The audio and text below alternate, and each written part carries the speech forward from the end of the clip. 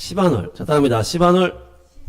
시반월이라고 해서 계절과 시간 이런 의미가 있어요. 그래서 첫째 달, 둘째 달은 뭐 아비월이다, 뭐 이하르월이다 이렇게 약간 이렇게 새싹, 꽃, 광채 뭐 이런 의미였거든요. 근데 이 시반월은 계절과 시간 이런 이제 의미예요. 그래서 계절은 시즌이다 볼 수가 있어서 시간이 중요한 이제 시점이라는 거죠. 시간 싸움. 그래서 오순절이 또 이렇게 있는데 복음은 시간 싸움이에요. 그래서 무슨 시즌이냐, 지금 어떤 시간이냐, 지금 이런 게 중요하다.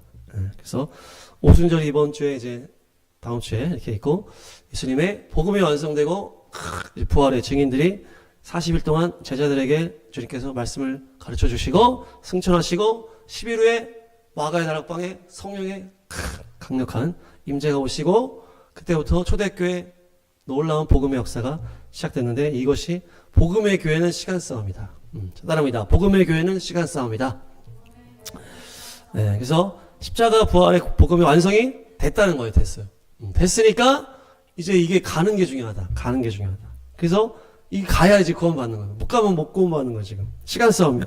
달려가야 돼. 네, 그래서 이 복음의 완성 이후에 이방인의 때는 시간 싸움이었어요. 그래서 저도 이제 어제 이제 결혼식 때문에 그 아버지를 만났다고 했잖아요. 그때 이제 3주 전에 그 아버지 친구분을 이제 만나가지고 복음 제시했던 그 친구분이 이제 소천하셨다. 네, 그런 거예요.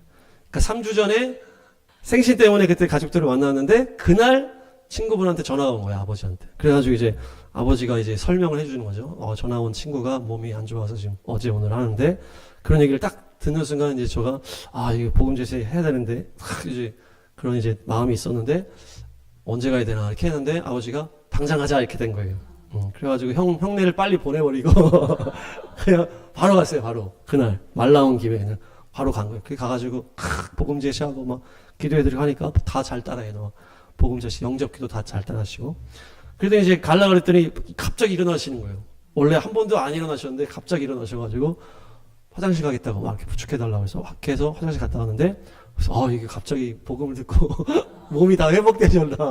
그래서 이제 완전히 또 이제 나시는 거 아닌가 막 이렇게 생각했는데 이제 어제 아빠를 만났더니 이제 소천하셨다. 보니까 예수님 승천하신 날 소천하셨더라고. 우리 금요일 날 이제 예수님 승천 날이다 이렇게 했잖아요. 그날 소천하신 거예요. 그래서 너무 좋은 날 잘 이제 가셨다. 그래서 정말 마지막 이렇게 네, 그렇게 구원을 받으셨는데 이게 시간 싸움이다. 시간 싸움. 그렇죠? 만약에 우리가 그냥 나중에 갑시다 했으면은 또 시간 넘어갔을 수도 있는 거예요. 그냥 잊어버릴 수도 있었던 거죠. 네, 지난번에도 저희 친구 아버지가 갑자기 암이 오셔가지고 기도해달라고 해서 전화를 기도해드리고 그랬더니 잠을 잘 주무셨다고 그래가지고 이제 이렇게 기도 좀 해달라고 하고서 잊은 거예요. 우리 다 겨울 사역에 바빠가지고 겨울이 지나고서 이제 봄인가 초반에 친구 연락이 됐더니 겨울에 아버지가 가실 뻔했다는 얘기예요. 네, 가실 뻔했다. 그런데 가시지 않은 거예요. 그래가지고 그 얘기 듣는 순간 이제 빨리 가서 기도해드려야 되겠다. 그래서 시간을 또 막 일부러 뺐어요. 바쁘지만 빼가지고 가가지고 막 찬양하고 막 기도하고 영접기도 다 시켜드리고 그렇게 했는데 다시 돌아와서 이렇게 보니까 쭉 얼마 지나지 않아서 또 소천하신 거예요. 그러니까 이 복음이라는 게 이게 시간 싸움이다. 시간 싸움. 그래서 이 오순절이 이 달에 있는데 이 달의 이름이 시간이고 계절이다. 그러니까 이것이 시간 싸움, 이제 어떤 시즌이냐 이런 게 중요하다. 그래서 때를 얻든지 못 얻든지 복음 전하시기 바랍니다. 복음의 완성 이후에는 어떤 영적 전쟁의 흐름이 복음을 전진하지 못하게 막는 거였어요. 그래서 마귀가 계속 복음을 전하지 못하게 막는 거예요. 그래서 선교를 가는 게 영적 싸움이었다. 가는 게. 네. 그래서 초대교회부터 막 베드로, 사도 바울 막 해서 불가같이 막 일어나죠. 3,000명, 5,000명 막 회개하고 그렇게 하니까 막 박해를 막 하잖아요. 초대교회 박해. 그렇지만 박해를 할수록 복음이 더 날개 달리는 것이 막 가는 거예요. 그래서 부흥과 박해는 같이 간다. 우리가 또 열방기도 알아보다 보면 다 부흥이 있는 곳에 다 박해가 있는 곳에 다 부흥이 있다 그러잖아요. 그래서 계시록의 다섯 번째인이 그 박해받는 순교자들의 이제 하소연이었는데 그것이 바로 이 마지막 부흥이 아니냐 이제 이렇게 얘기했죠. 그래서 마귀가 전략을 싹 바꿨다고 했잖아요. 그래서 막 박해했더니 더 뻗어나가. 그러니까 이 복음에다가 권력을 입혀주는 거예요. 권력을 입혀줘. 그래서 로마 제국 황제 콘스탄틴 황제가 이 국교화를 딱 시키면서 인정을 딱 해주면서 오히려 어떻게 보면은 그때부터 이제 약간 이제 쇠퇴하기 시작하는 거예요. 복음의 생명력이 박해가 끝나고 인정해주면서 막 국교로 막 해버리니까. 그러니까 먼저 오히려 막 떨어지는 거예요. 초대교회 막 사도시대, 석사도시대, 교부시대 막 이렇게 하면서 막 여러 가지 뭐 클레멘스, 폴리캅 이런 분들이 이제 초대교회 그 이후에 교부시대 이럴 때 막 했다 그러더라고요. 근데 이제 그게 지나면서 313년 로마 국교화 탁 되니까 그때부터는 막 내리막을 가는 거예요. 그러면서 중세 암흑의 천년이 열리잖아요. 여기서 했던 게 뭐였습니까? 콘스탄틴 그 황제가 유대인의 뿌리를 뽑아버린 거예요. 이게 핵심이었죠. 유대인들을 십자가의 가해자로 몰아가면서 완전히 이들의 그 흔적을 없애버린 거예요. 절기, 안식일, 모든 월삭 이런 거를 다 없애버렸어요. 그러면서 다 그 우상의 생일이랑 다 섞어버렸다는 거잖아요. 그렇게 하면서 유대 뿌리를 뽑아버리고 이러면서 권력이 막 교회가 생기니까 점점점 복음을 전하지 않는 거예요. 그러면서 종교 개혁 때까지 거의 이제 밖으로 나가는 선교는 전무하게 되고 그 땅 안에서만 가는 거예요. 그래서 유럽 거기서 막 죽이면서 거기는 전파가 돼 보니까 나라가 멸망하면서 뭡니까? 로마 제국에 이제 복음이 전파되고 이제 게르만 민족이 쳐들어와서 싸우면서 또 게르만 민족이 복음 듣고 또 노르만 민족이 쳐들어와서 싸우면서 노르만 민족이 복음 듣고 이렇게 되는 거예요. 그러면서 영국까지 복음이 꽉 차니까 이제 타락이 시작되죠. 완전한 타락. 그래서 완전히 뭐 구원을 돈으로 이렇게 하면서 면죄부 좋습니다. 면죄부를 막 팔면서 이렇게 하니까 이제 그때부터 종교개혁이 딱 시작되는 거예요. 그러면서 유럽이 완전히 종교개혁을 한번 도른 다음에 뻗어나가기 시작하는 거예요. 그때부터 해양 그 막 제국주의 막 해양 발달하면서 그때부터 복음을 들고 막 나가는 거예요. 그러면서 또 선교의 시간이 막 돌아가는 거죠. 그게 이제 18세기 그쯤인데 이 선교사님들 이름은 다 외우시면 좋습니다. 윌리엄 캐리, 사람이다. 윌리엄 캐리. 이분은 인도. 그리고 허드슨 테일러는 중국으로. 그리고 리빙스턴은 아프리카로. 이게 멀리 가는 거죠 이제. 인도, 중국, 아프리카 하면서 쭉쭉쭉 가는 거예요.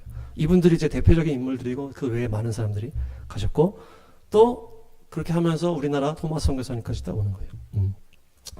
그 영국에서 천재였다 그랬잖아요. 토마스 선교사님. 천재였는데 20대에 완전히 학위를 버려버린 거예요. 성령의 불을 받아가지고. 그러니까 중국 선교 헌신해가지고 갔는데 아내가 죽고 막 그렇게 되는 거예요.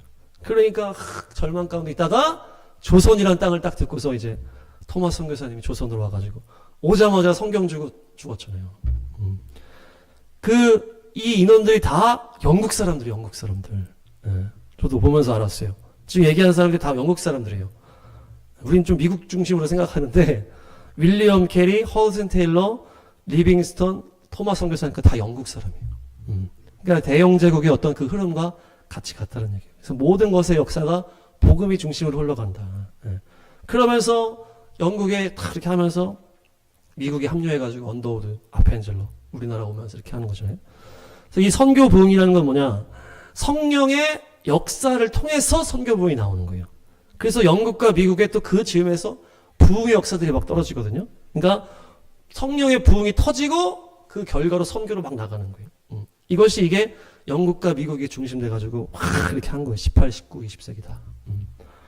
그래서 영국에서 그때 한번 얘기했지만 존 웨슬리 감리교를 세운 존 웨슬리가 막 말 타고 다니면서 막 복음을 증거하고 아유 오늘은 돌을 안 맞았네 하면서 복음을 이렇게 증거했다는 건 그 18세기부터 막 하다가 또 뭐 조지 휘필드라는 분, 또 스펄전 목사님, 또 미국에서는 또 조나단 에드워즈, 찰스 피니, 무디 목사님 이렇게 하면서 쫙 19세기 20세기까지 쫙 하고 20세기 초에 또 성령의 부흥이 완전 폭발적으로 터지잖아요. 그게 미국에서 아주사, 그 영국에서 웨일즈, 우리나라에서 평양 그렇게 터지는 거예요. 이 세 군데가 제일 중요한, 그죠? 아주사, 웨일즈, 평양 이렇게 해서 탁 거점이 탁 부흥이 터지면서 또 막 나가는 거예요.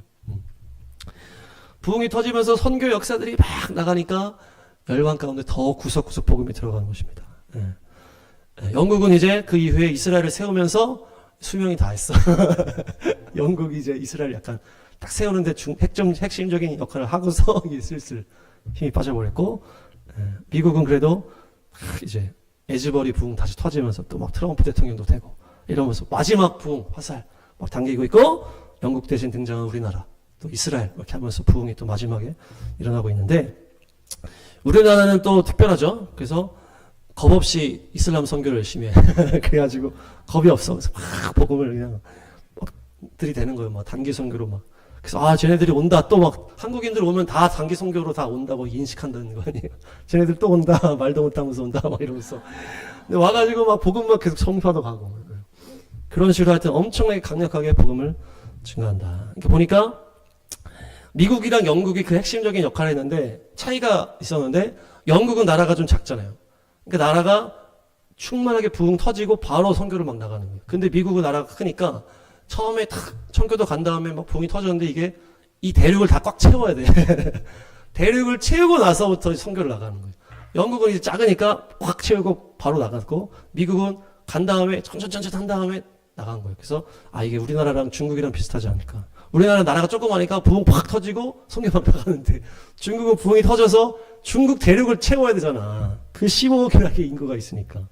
그래서 중국도 막 터져가지고 막 지금 막 지하에 막 1억 정도 이렇게 채웠다는 거 아닙니까? 그래서 이제 딱 이제 이슬람 쪽으로 이제 선교하고 있다 그렇게 하는데 지금은 이제 시진핑이 교회에다가 다 십자가 떼버리고 자기 사진 다 교회에 더 걸으라고 하고 그러면서 엄청 박해하기 때문에 더 이들은 지금 선교해서 나가야 돼. 그 안에 있으면 다 박해를 이제 타락할 수밖에 없는 상황이에요. 그런 상황인데 우리나라는 또 어떤 상황이에요?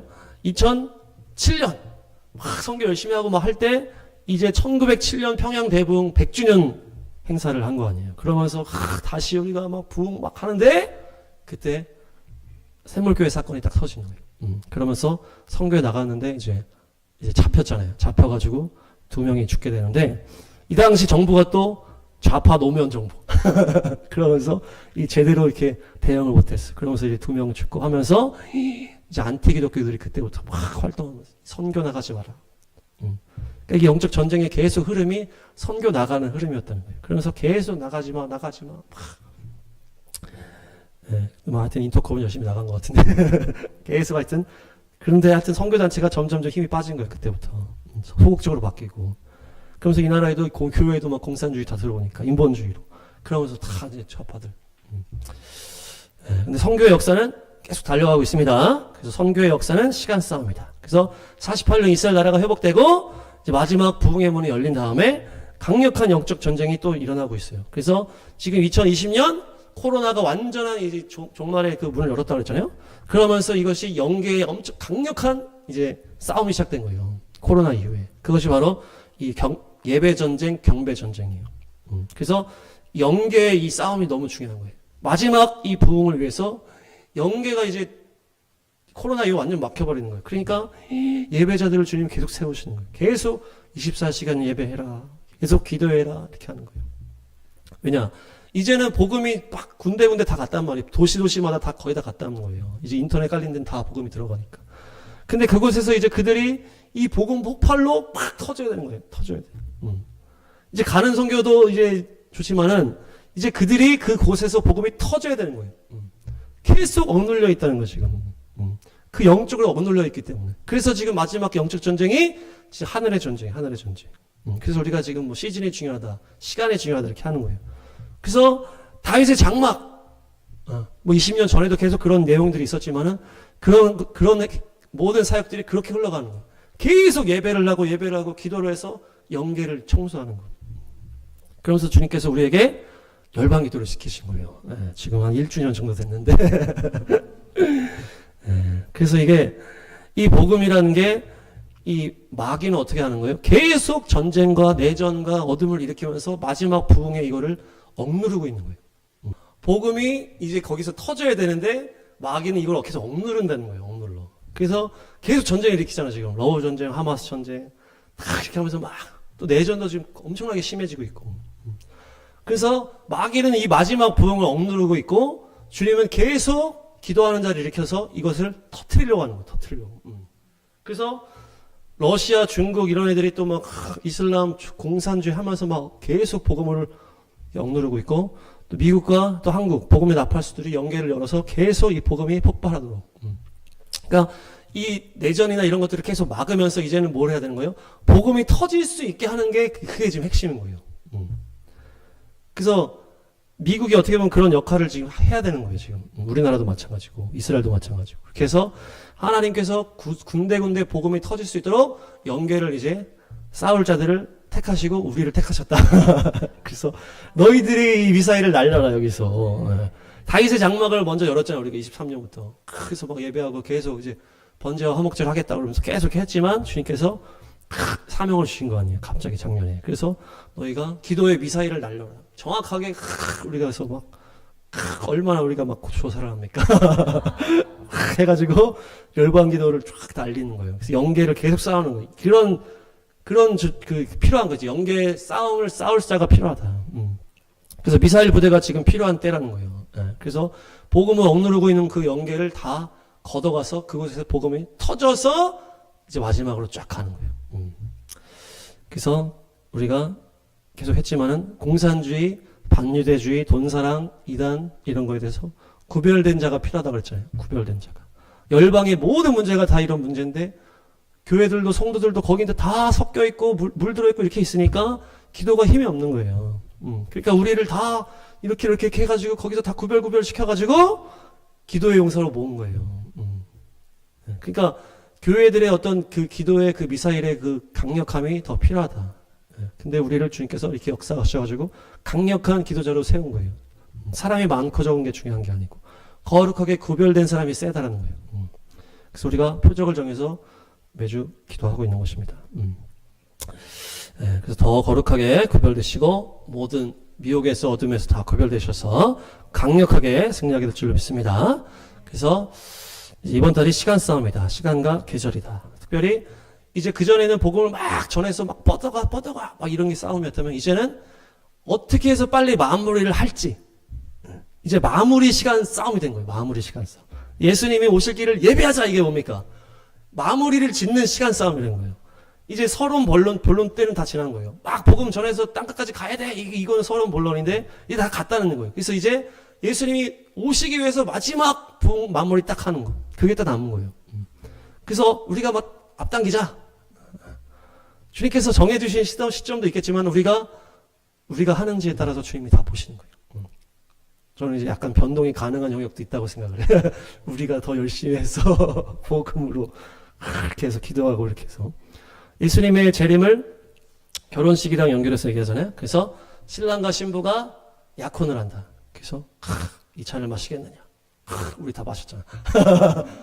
약혼해가지고 그게 이제 그 성찬이고 또 연결이 되고 그렇게 해서 약혼을 하고 1년이나 2년을 이제 이별한다 그래요. 떨어져 있는 거예요.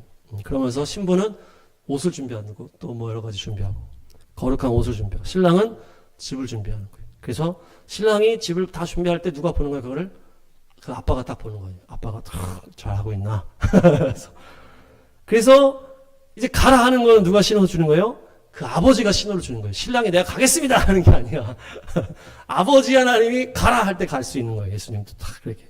그러니까 그래서 갈 때 언제 가는 거예요? 밤에 간다 그러죠. 밤에. 그 신랑도 들러리를 데리고 가고 신부도 들러리들이 같이 있다 그래요. 맞이할 준비할 사람. 그래서 그 마태복음 비유의 열 처녀 거기에 이제 들러리 처녀들이라 이렇게 얘기를 하고 또 신랑이 갈 때 신랑 옆에서 분위기 맞춰주는 거야. 신랑이 간다! 그게 또 신랑의 들러리.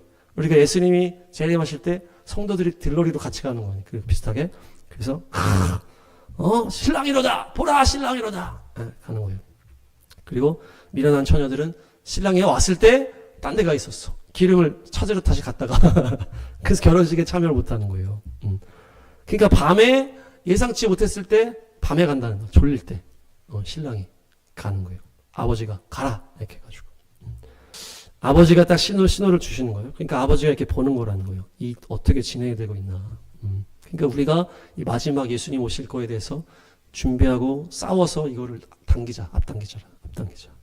이것이 시바놀의 시간 싸움.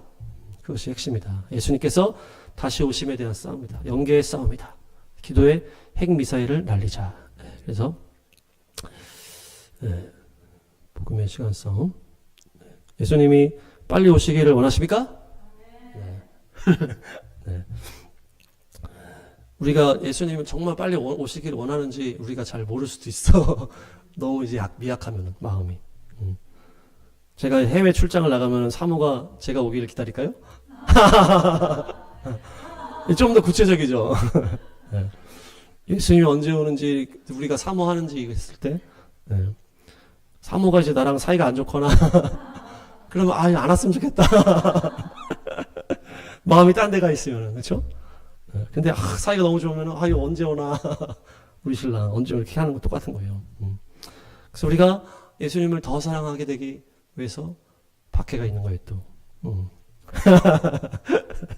그래서 아직은 우리가 부흥의 때 있기 때문에 더 강력하게 준비되고 또 30년 이후에 또 박해가 올지라도 잘 돌파하시기 바랍니다. 그래서 지금 서론이 길었는데 역대하 31장 이제 히스기야가 주님께 이제 재물을 모으는 거예요. 근데 언제부터 시작했다? 셋째 달부터 시작해서 일곱째 달에 딱 끝냈다는 얘기예요. 이것이 오순절에서 시작해서 그 나팔절까지 딱 그 기간이거든요. 그러니까 이 재물을 모아오는 것과 영혼 추수와 다 연결이 되는 거잖아요. 그래서 이 영혼 추수가 이 셋째 달 오순절부터 시작돼서 언제 마무리되는 거예요? 나팔절에 딱 마무리되는 거예요. 뭐 이번 연도 나팔절은 아니겠지만은 언젠가 나팔절에 마무리되는데 이 셋째 달에서 일곱째 할 때까지가 이 시간의 딱 그 범위라는 거죠. 그래서 에스더 8장 셋째 달에 뭐가 시작되는 거예요? 이 새로운 조서가 시작되는 출발하는 거거든요. 그러니까 이 내용이 무슨 내용이에요? 이 모르드게가 그 악에 대해서 타협하지 않았기 때문에 이 유대인들을 죽이려고 그랬잖아요. 그 하만이 다 죽이려고 그래서 나를 딱 잡아가지고 왕의 도장을 찍었잖아요. 그래서 이날 다 죽여라. 사망의 법이 통과됐는데 이후에 하만이 죽고 이제 모르드게 또 에스더 같이 해서 또 새로운 법을 출발시키는 거예요. 그 죽이라는 그날에 역전해서 죽일 수 있는 날. 죽이려는 사람을 니네가 죽일 수 있다. 죽이려는 자들을 니네가 죽일 수 있는 은혜의 법이 시작된 거예요. 그것이. 그러면서 이것을 뿌리는데 언제부터 뿌리는 거예요? 셋째 달부터 가는 거예요. 셋째 달부터. 이것도 이 오순절이랑 연결이 되는 거죠. 그래서 쫙 가는 거예요. 여기 재밌어요. 각 지방의 글, 각 지방의 말 다 바뀌는 거예요. 그러니까 모든 열방으로 가는 거죠. 그리고 유다 사람의 글, 맨 마지막에 또 나오잖아. 각 지방, 각 민족, 그리고 맨 마지막에 유다 사람. 그러니까 복음의 증거되고 맨 마지막 유대인 전도. 이렇게 연결이 돼요. 그래서 그 복음이 뭡니까? 이 하만을 통해서 니네가 죽어야 돼. 유대인은 죽어야 되는 법이 통과되는데 다시 너네를 죽이려고 할 때 니네가 죽일 수 있어. 그게 생명의 성령의 법이라고 그랬잖아요. 죄와 사망의 법이 이미 통과됐어. 우리가 죽을 수밖에 없지만 다시 이제 역전된 거예요. 그래서 은혜의 법으로 덮을 수 있는 거예요. 그래서 생명의 성령의 법으로 탁 시작되는 거예요. 그것이 이 셋째 달 오순절부터 복음으로 쫙 뻗어나가는 것이다. 그렇게 이 시간 싸움이 또 셋째 달부터 일곱째 달까지 나아가는 것입니다. 복음의 법. 그래서 이것이 출발한 게 시바놀이다. 이번 달에 지파는 스불론 지파입니다. 창세기 30장 20절. 이번 달에 그 이스라엘 지파가 스불론 지파예요. 스불론이 남편이 나에게 잘해주겠지. 그렇죠? 우리 남편 예수님께서 우리에게 잘해주십니다. 그래서 이렇게 좋은 선물을 주셨구나. 가장 좋은 거에 바로 성령님이라고 그랬잖아요. 이번 달에 성령님이 가장 좋은 선물을 우리한테 성령님이 가장 좋은 선물이라는 얘기죠. 그래서 이렇게 좋은 선물을 주셨구나. 남편이 나에게 잘해주는구나. 이것이 스불론. 이것이 바로 오순절 성령을 주시는 그 날과 연결이 됐다. 그래서 우리가 이미 가장 좋은 거 받았습니다. 그래서 더 충만하게 이번 달에 역사가 있을 줄 믿습니다. 그래서 창세기 49장 13절. 스불론은 바닷가. 성교 계속 얘기했죠. 바닷가에 살고 해변은 배가 정박하는 항구다. 배를 가지고 복음을 증거하는 그런 이 오순절 복음의 전파와 연결되는 지파가 바로 스불론이다. 그래서 배가 정박하는 항구가 될 것이다. 이제 정박했다가 이제 가는 거예요. 출항하는 거예요. 언덕을 떠나서 장파에 가는 거예요. 그래서 달려가시기 바랍니다.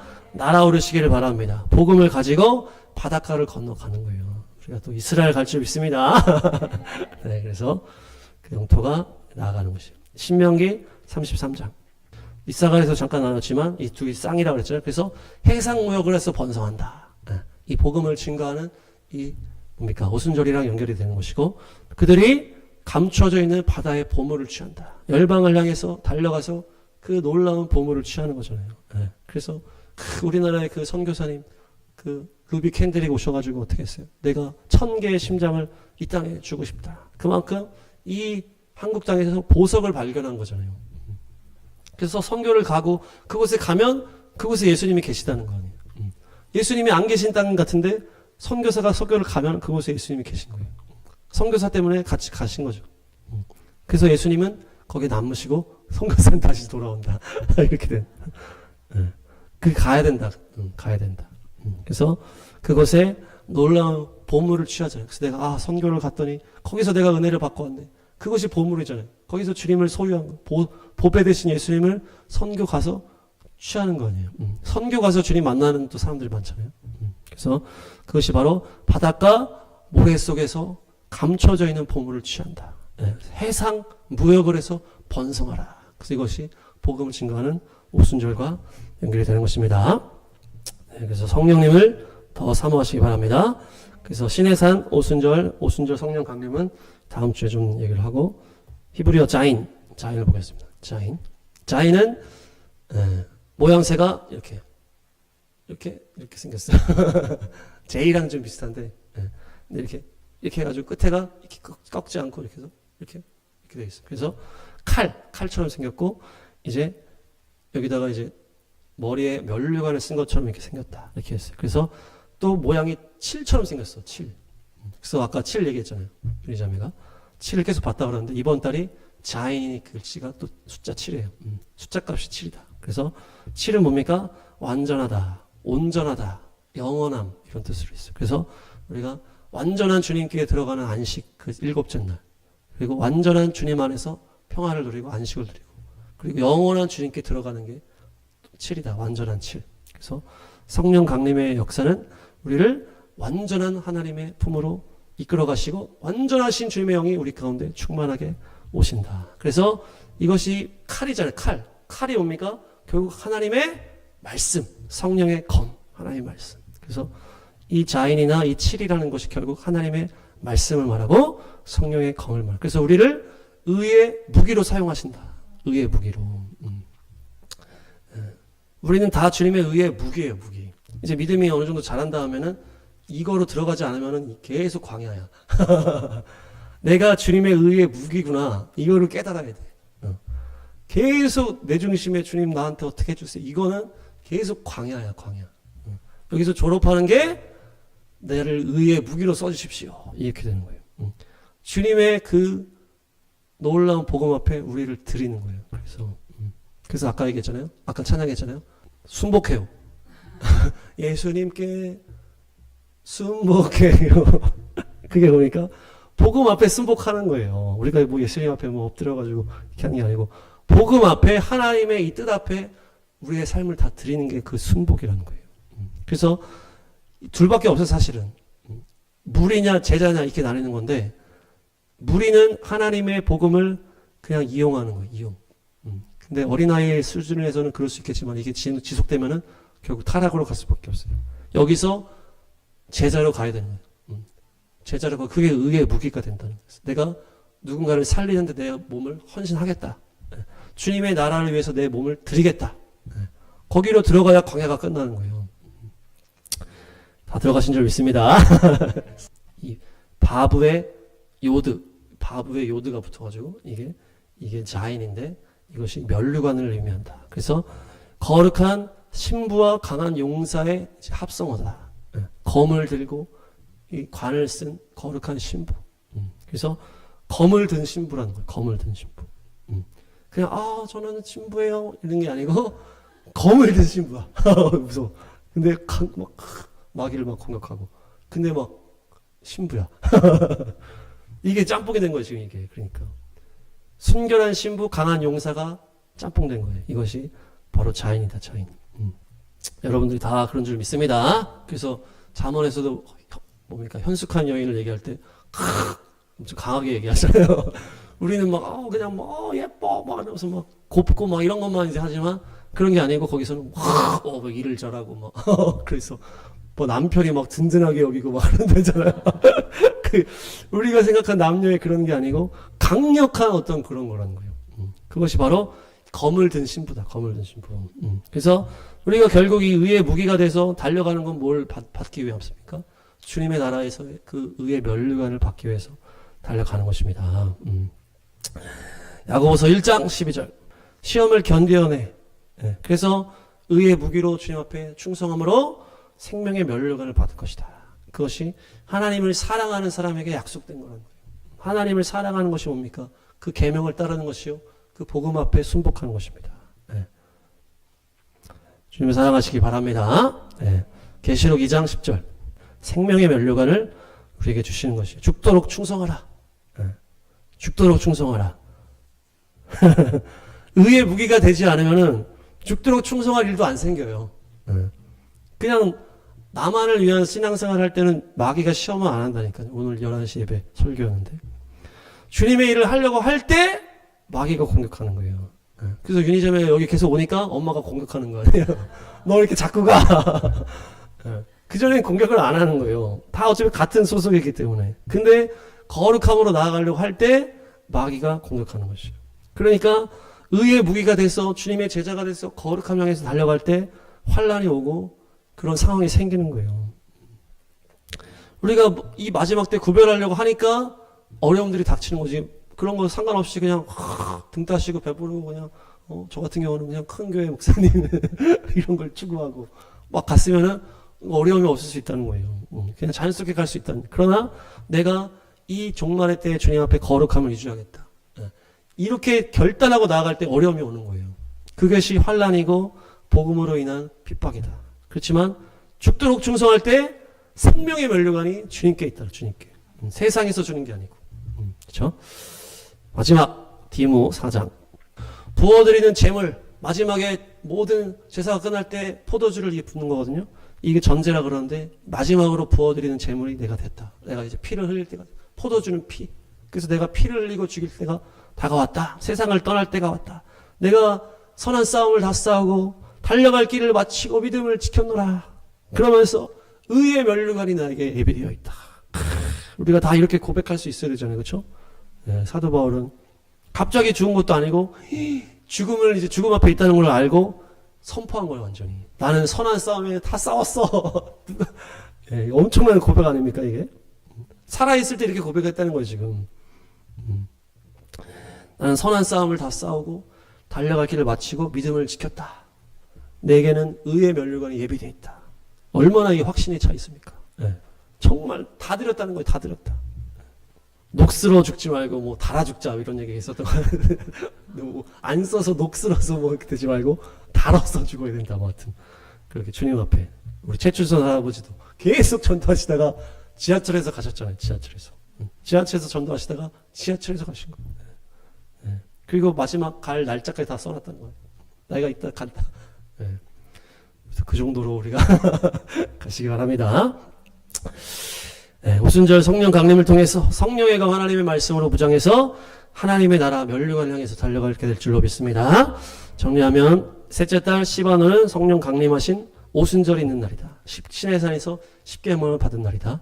그래서 이 시반이라는 단어가 시즌, 이 계절, 시간을 의미한다. 그래서 시간성, 이 복음이라는 것은 시간성입니다. 그래서 성령님의 초대교회 임재 이후에 지금까지 열방의 복음이 전파되는 영적 싸움이 계속 있었다. 2000년간 있었고 지금 로마의 공인 이후에 오히려 크게 침체됐다가 다시 그 당시에 유대인의 신앙 유산을 뽑아먹었다. 그렇게 하면서 복음이 계속 이제 영국과 미국 부흥과 선교가 같이 갔다. 그래서 부흥이 터지고 선교가 가고. 그래서 이 마지막 부흥이 마지막 선교를 완성하는 거예요. 그래서 우리가 쓰임 받을 수 있습니다. 그래서 이 선교의 바톤을 또 한국이 받아가지고 이렇게 하고 마지막 때는 지금 무슨 싸움이다? 다윗의 장막의 싸움이고 영적 전쟁의 싸움이다. 그래서 다 간 그 복음이 거기서 터져야 되는 거예요. 계속 사람을 억누르고 있잖아요. 그 복음이. 다 인본주의에 물들어서 눈치 보고 있고 성령의 역사가 없으니까 그 터지지 못하고 있는 거예요. 근데 우리가 연계를 걷어가지고 이 미사일을 쏘는 거 아니에요. 부흥이 터질 줄알아 계속 기도하는 거예요. 열방을 향해서. 어둠을 다 몰아내는 거예요.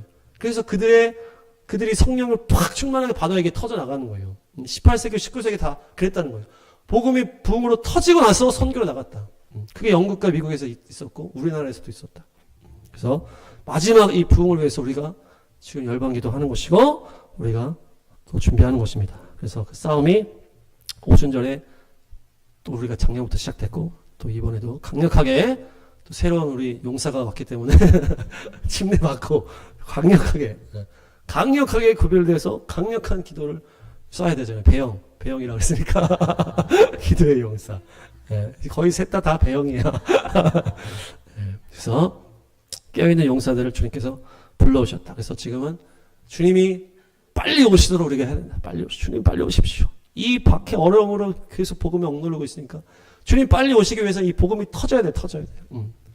예, 이미 터지고 있고 우리가 하고 있어서 터지고 있는데 계속 터져야 돼. 그래가지고 30년까지 완전 다 터져야 돼. 네. 네, 그래서 시바노래는 뭡니까? 오순절에서 초막절까지 재물이 쫙 걷어지고 또한 생명의 성령의 법이 쫙 뿌려지고 그런 시간에 달려가. 그리고 스불론 지파도 해변에서 항구가 되어서 다 복음으로 선교를 그런 축복. 그리고 우리가 뭡니까? 자인, 이 강력한 신부, 네, 검과 면류관. 그래서 의의 무기가 돼서 나를 받으십시오. 주님의 나라를 위해서 나를 쓰십시오. 달려갔을 때 박해갈 어려움이 있지만 이 칼로 다 마귀를 무찌르면서 이 거룩한 신부, 깨끗한 신부인데 강력한 용사가 결합이 돼가지고 막 해가지고 우리가 생명의 면류관 향해서 달려갈 줄로 믿습니다.